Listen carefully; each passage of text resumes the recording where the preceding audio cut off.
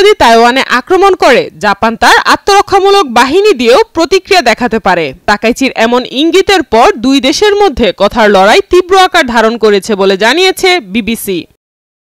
গত কয়েকদিন ধরে চীন ও জাপানের মাঝে কূটনৈতিক উত্তেজনা বেড়েই চলেছে। তাইওয়ান নিয়ে জাপানি প্রধানমন্ত্রী সানায়ে তাকাইচির মন্তব্যের পর চীনা নাগরিকদের জাপান সফর এড়াতে বলেছিল চীন। এবার চীনে থাকা জাপানিদেরও সর্বোচ্চ সতর্ক থাকতে বলেছে জাপান। 18 নভেম্বর বেইজিংয়ে অবস্থিত জাপানের দূতাবাস তাদের ওয়েবসাইটে নাগরিকদের প্রতি এক বার্তা দেয়।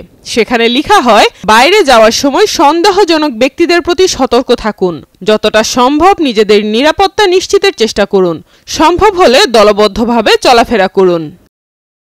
এছাড়াও জাপানি নাগরিকদের ভিড় এড়িয়ে চলা ও যাদের সঙ্গে শিশু আছে তাদের বিশেষ সতর্কতা অবলম্বন করতে বলা হয়েছে। এমনকি সামান্য সন্দেহজনক কোনো কিছুতে দ্রুত সেই স্থান ত্যাগ করারও নির্দেশ দেওয়া হয়।